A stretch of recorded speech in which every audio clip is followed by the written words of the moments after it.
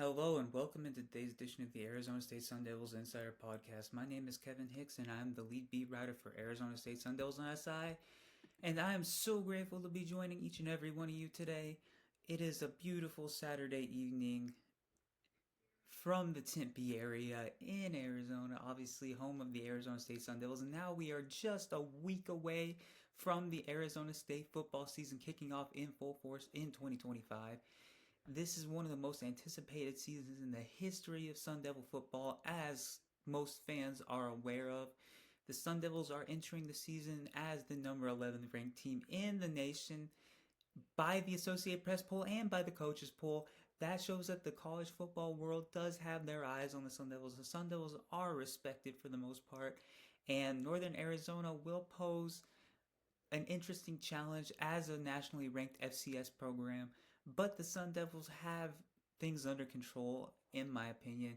And on Saturday, they began game preparations. They are fully focused on Northern Arizona now. Fall camp is in the back rearview mirror, and I have a few takeaways or things that I observed during practice to cover before I start the practice report. And before we start, please follow me on X/Twitter at KX_21 if and when you get the opportunity to do so. So let's get started. So practice was interesting today. So as I had said on Tuesday, the air was off inside the Verde Dickey Dome, and that was by design. So Coach Kenny Dillingham stated that they were going to turn the air off. They were going to pump moisture into the dome, create a humid environment, and it was absolutely humid.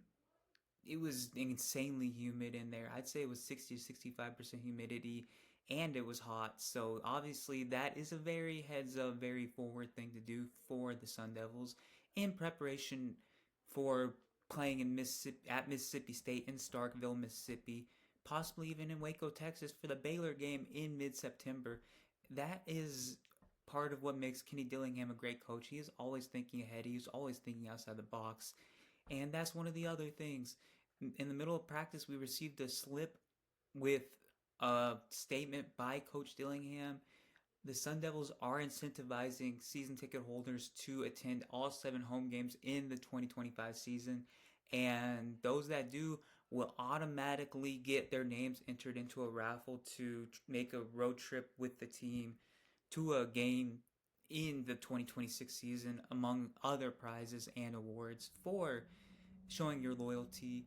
And that is on the heels of the Sun Devils announcing that they were doing ticket promotions for the Northern Arizona game. Obviously, Kenny Dillingham is doing things way different than Herm Edwards was. The Sun Devils typically would begin the season on a Thursday night in previous seasons, especially under Herm Edwards. But as of last season, Kenny Dillingham has started the season on a Saturday. That probably incentivizes students to stay longer. That probably incentivizes fans to stay longer. As we all know, the work week and the school week are a grind to get through, and sometimes the weekend is the only time where people feel like they can fully divest their time into something such as that. Otherwise, you can find an easy out after halftime, but Kenny Dillingham has built a team that people are both proud to represent and fully invested in. And having games on Saturday is a great thing. Having games on the weekend compared to the weekday is a very great thing for this program. Um, let's get into today's practice. So it was it was an interesting practice. There wasn't a lot of 11 on 11 work today. It was more positionally focused. I watched a lot of the offensive line and defensive line again today, but there were some highlights that I took out of it. The defensive line, I cannot say enough good things about them, and I can not continue to say enough good things about them. I cannot stop saying enough good things about them. My bad. Justin Watley has just absolutely transformed into a special player. I'm so excited to see what he does this season. He, the sky is the limit for him. CJ Fight, Jacob Kangaika, They both bring great personality to the table. Those guys are absolutely so much fun to be around. Prince Dorba, Clayton Smith are always jabbing at each other and making jokes and having a good time while they're working hard. This is just a group that you absolutely love to be around, and I'm so grateful to be covering this team in general, but the defensive line, the edge rushing group in general, they're superb. And Deron Reynolds is really, really an underrated coach as the defensive line coach. You can read our Tanner Capolini write about Deron Reynolds being one of the most underappreciated coaches in all of college football, and certainly on the Arizona State staff, on Arizona State on SI. And thank you to each and every one of you that reads our content. Once again, it's so humbling that I am getting all this love and support from you. It really keeps me going, especially on days like today.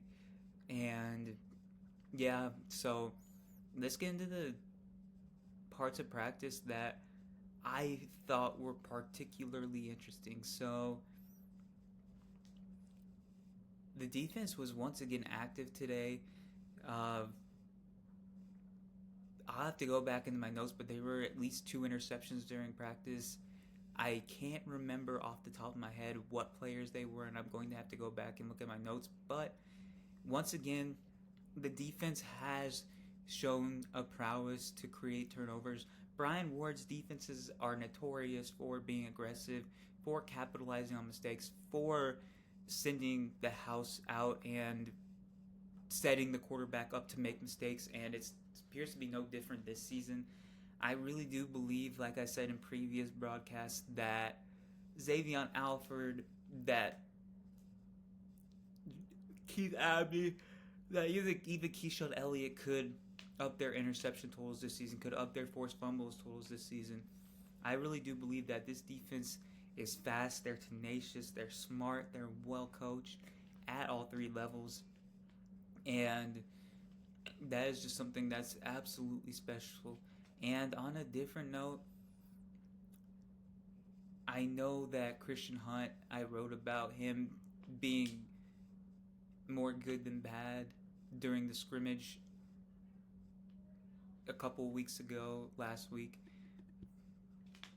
Well, today he was up and down. I have to be honest there. I don't find pleasure in saying that, but the accuracy was erratic. He threw an interception straight to the linebacker.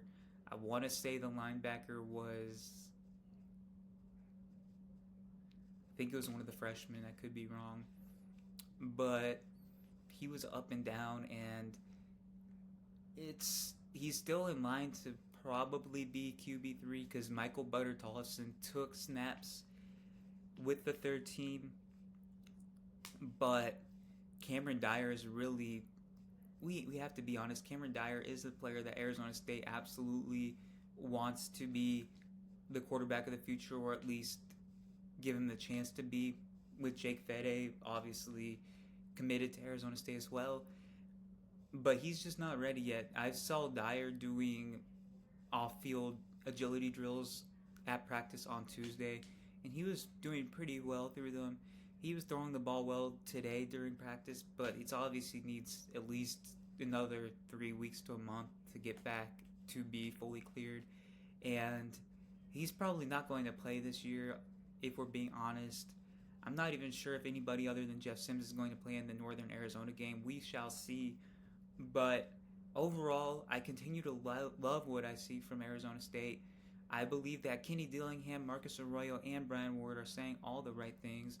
They are all in line with each other, and they all have the right idea in mind when it comes to maximizing this very talented roster. And Arizona State is in great hands, and I cannot wait to report on the game next Saturday night.